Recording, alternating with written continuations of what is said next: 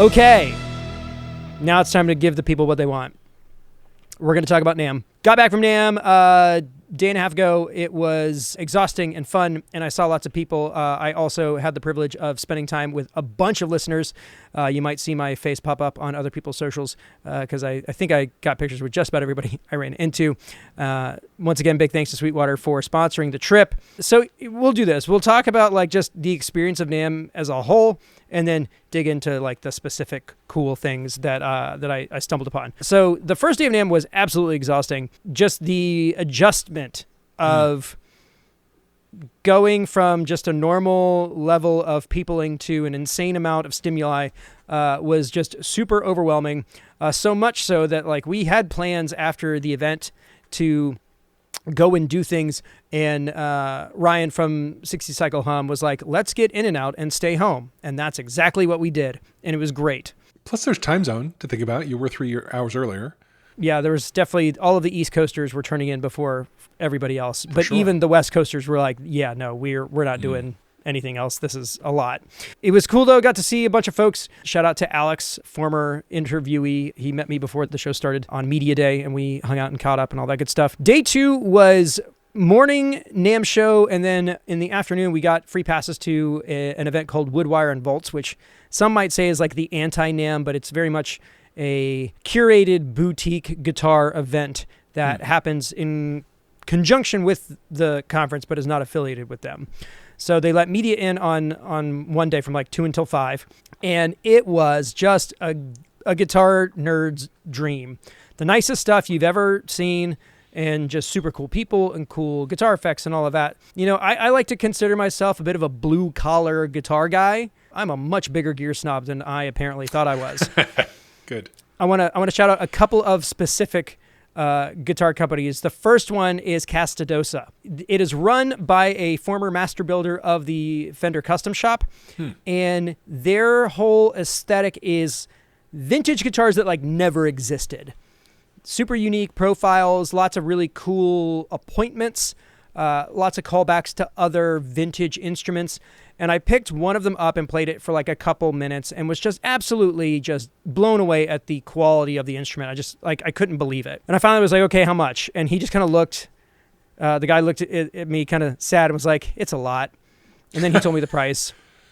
And it wasn't one of those things like, you know, sometimes you pick some up and they tell you the price and you're like, $5,000. I was like, yeah, no, I'd pay whatever this is. No problem whatsoever. Like, this is totally worth every penny. I'm obviously Googling them as you talk here. And, yes. There's some pretty guitars. Yes, they are. And just like every single millimeter was considered on this on all of them.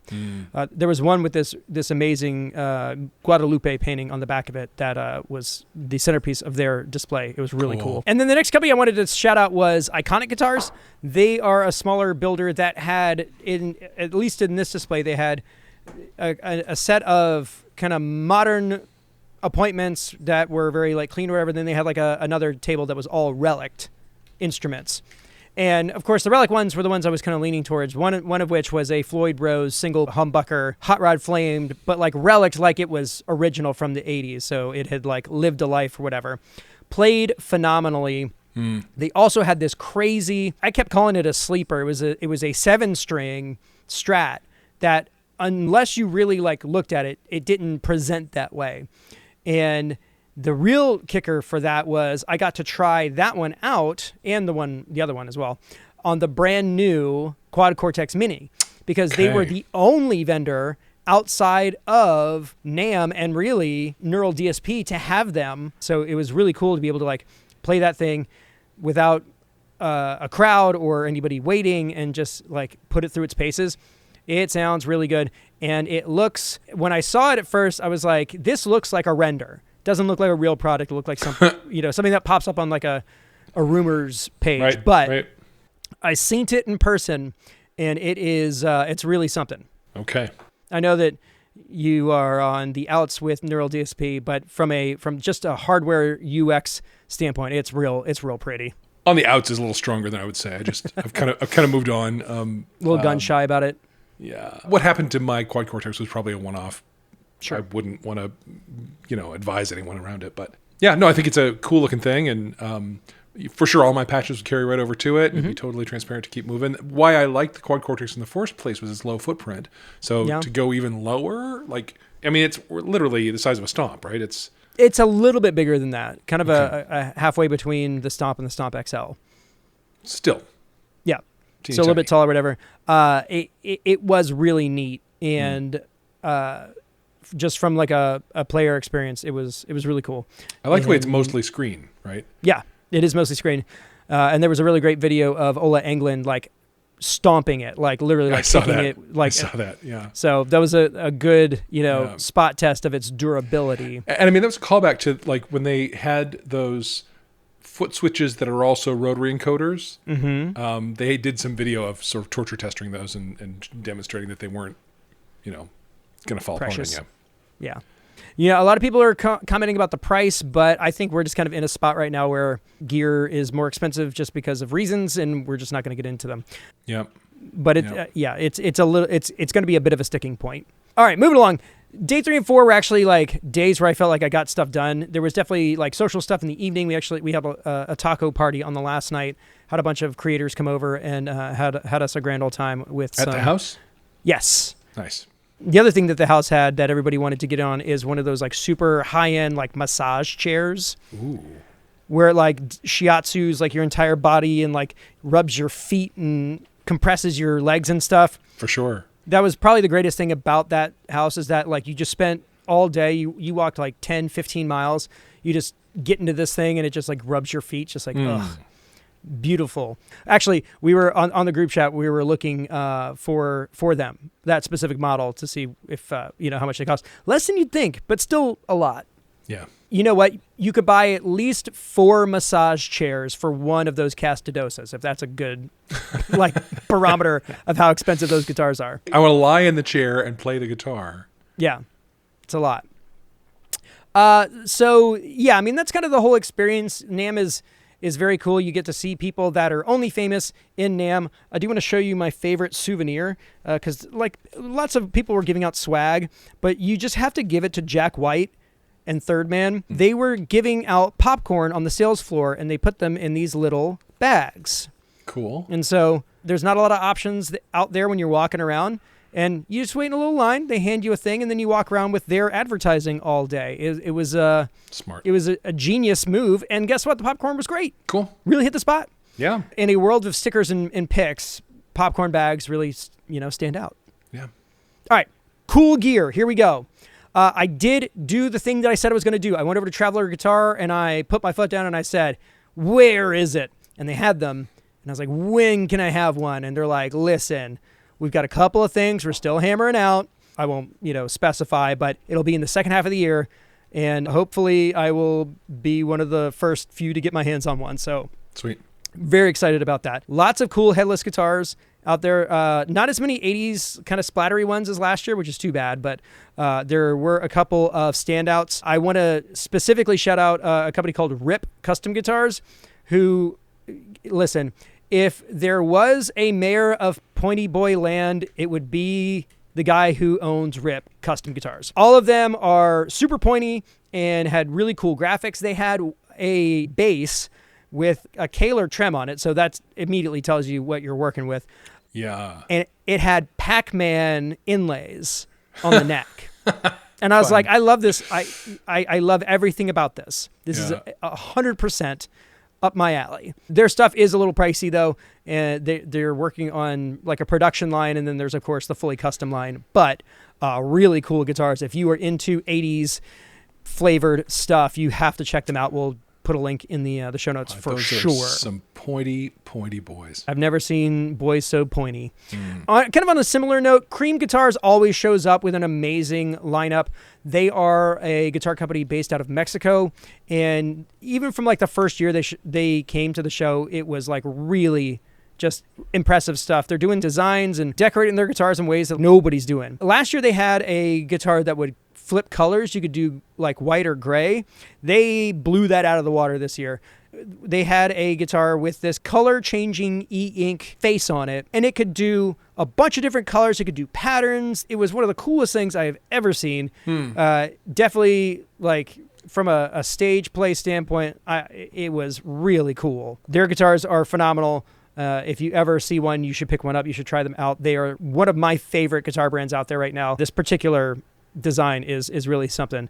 If you're watching this on the YouTubes, I will have a video of what that looks like. So if you're missing that, maybe I'll put it up on our socials if you're not watching this on YouTube, though most of you do. To continue with the trends that I noticed in past years, lots of really amazing, affordable import brands. Brands that you've probably never heard of, that are putting out instruments that are exquisite and at price points that like I could not believe. There was this one company that was selling Helix guitars that, of course, are cool, and I enjoy those. But they had a fan fret acoustic that played phenomenally. It looked gorgeous. It was just one of these unbelievable instruments. I'm playing this thing, and I'm just like blown away. And it was like, what's the MSRP in this? And I'm like, oh, $650.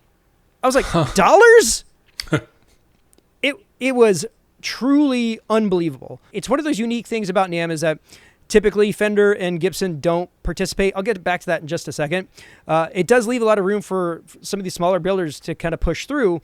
And so in that vacuum, there's a lot of really cool stuff out there to kind of check out that's a little out left of center and really, really good. Well, and that's exciting because just a few weeks ago I don't know if you were, I was kind of bemoaning the fact that there are 3 guitars that are acceptable. So I love that there's innovation happening out there and new body styles and, just the things I've been Googling as you've been talking here are pretty inspiring, pretty cool. All right, let's see what else. Let's talk about pedals for a little bit. I did mention the Cortex Mini. It's cool. Got to try the Helix Stadium. And while I'm still not ready to jump ship just yet, I am much closer to that decision than I was before. I had a really cool conversation with somebody at their booth who showed me what he considered like underrated features. Being able to adjust certain parameters on an XY axis when you initiate pedal changes and things was really neat and something I hadn't seen anybody do before. It's just one of those things where it's just like it does so much. But at the end of the day, it's a modeler and it sounded amazing. I have no complaints about the actual quality of what I was hearing. Yeah. On a related note, Peavey dropped a bunch of nude pedals where they basically took an iconic amp from their lineup back in the 80s and turned them into stomp boxes. I played every single one of those. They are a lot of fun. There were a couple of the pedals that I really enjoyed. Primarily, it was the Rockmaster and the whatever the newest Bandit version is. They put a Bandit version out last year, and then they did like a different riff on a particular model. I think it was maybe the blue label. But man, those sounded really, really good. I really love what they're doing. I think they're kind of like finding their mojo. It's like they basically are just embracing the brand they've always been and not trying to be something that they're not. Yeah. And I think it's working. I think it's phenomenal. And they should stick to being rad. Also got to try the new Boss GX1, which is like their new entry-level modeler setup. Really cool.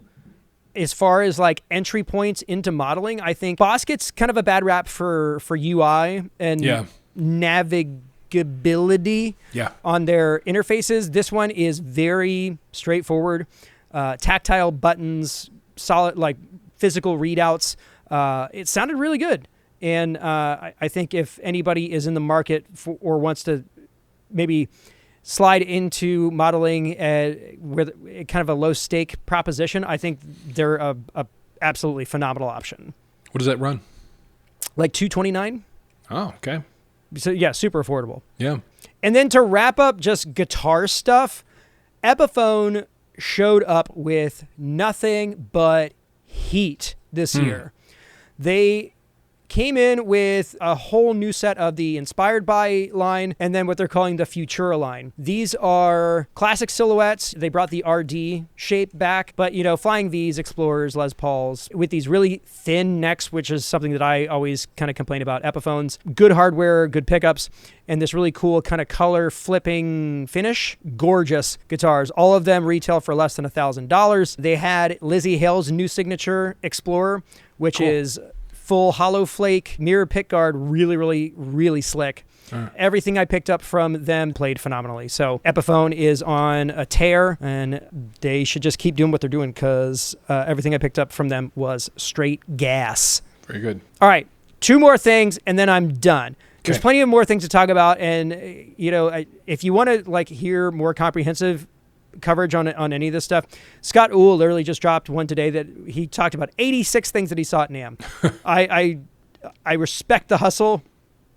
I couldn't do it. Well, and maybe on a night when we both haven't just landed airplanes, right, it'd be a different story. But yeah. Yeah. So last two things, and these are things that I consider kind of off the beaten path, something that you could easily walk by and totally ignore. But for guys like us, are potential game-changing, like big deal products. The first one is a pre-release by a company that we've talked about before, Beat. Now, Beat is a European company that specifically works in playback hardware for backing tracks. Yeah. So in the absence of a laptop or an iPad and an interface, they sell basically an all-in-one unit that does all of it. And a lot of our listenership uses them. We have folks in the Patreon that swear by them, and they've got a bunch of different sizes and features and components and all of that stuff. But they just added a new accessory called the Helix. I believe I'm pronouncing that correctly. Their main thing is you can do multi-track audio playback. They then added, I think on some models, dual video output. So you can do like video on like an LED wall behind you, plus lyric videos that are synced up with that. But the only thing they didn't have was DMX, and the Helix fixes that problem. Now, I don't have all the information. This is a pre-release product, so don't hold me to all of these things. This is just based on the conversation I had. My understanding is that this is an accessory that works with the Beat ecosystem. So it's not a standalone accessory, but the way he said that made it seem like it may not always be that way forever. But again, don't hold me to that. Very similar to what your Maestro DMX would do. The difference with this one is that there is a software component, and instead of it just listening to the audio as it comes in and then pumping DMX out, you load your audio into the software and it generates a DMX show for you and then saves it to the Helix. And includes it in the replay. Exactly. So those two devices are synced together. And so when you press play on playback, it also starts the DMX commands as well. That's pretty cool. And for folks like us, that could really be a big deal. If the prospect of starting our show again from scratch in a new system wasn't so existentially terrifying, I would consider it. But I did have one of those really uncomfortable conversations with them like I had with Rev last year. I had a good conversation with them this year about the cabs, but like did that thing where it's like, do you realize what you've done? And they seemed really excited that we were excited about it. So hopefully we can get our hands on a test model at some point and give it the full run through when it's available in the States. It'll be available in Europe within a couple of months, but it'll be, I think, closer to summer is what they told me. And then the last thing, again, a totally utilitarian box that if you look for it, doesn't exist anywhere on the internet. But I saw it on a leaked posting on like a Music Gear website, but then saw it in person at the Behringer booth, which was a lot of fun. They had all of the new synths that they did. They have an Oberheim. They now have a Juno emulator that like super fun synths, but they also had the Wing and the Behringer SCU. It's about the size of a direct box, but it is a Stage Connect interface that allows you to convert things like Ultranet to Stage Connect. It gives you the ability to take a connection with like one of the XR series Behringer deals and directly connect it to a Wing or an M32 or, a more capable system. One of the things that was kind of like a critique of the XR line is that it was kind of a closed system. There wasn't a way to connect multiple devices or anything like that. It was kind of a one and done deal. Well, this device fixes that problem in a very like clean, sophisticated way. So like you could use an XR18 as a stage box into a Wing. Yes. Wild. So, if you were going into a venue that had like an existing ecosystem, you could theoretically use your mixer that you gig with on the side and just plug them into each other without any sort of kerfuffle or analog split or anything like that. Cool. Which is pretty amazing. Yeah. And I think they say it retails for like a couple $100. Cool. If you were like, oh man, we're going to have to consider upgrading to a new console, like, no, you could get this $200 box and solve the problem, for the most part. So totally under the radar. These are two boxes that, connect to other boxes, but like those connections are kind of the biggest deal. Very interesting problems. Yeah. Yes. And listen, there are dozens of other things that I could talk about as far as gear that I saw or whatever. But, I think from our standpoint, there are tons of channels out there that are literally just walking up to every booth and being like, what's your name? What's this thing? What's it do? And if you are looking for that, you will have no problem finding it. For sure. I think what a lot of the people that I was staying with kind of take from it is that it's kind of our job to curate and point people in the right direction. Yeah. So while the list I could give you is rather extensive, these are the things that really stood out to me and that I think are important. Everything else, you can find out, or you can send an email, leave us a comment. I will talk about any of these things at length if you'd like me to. But those are the things that really jumped out at me this year at NAMM.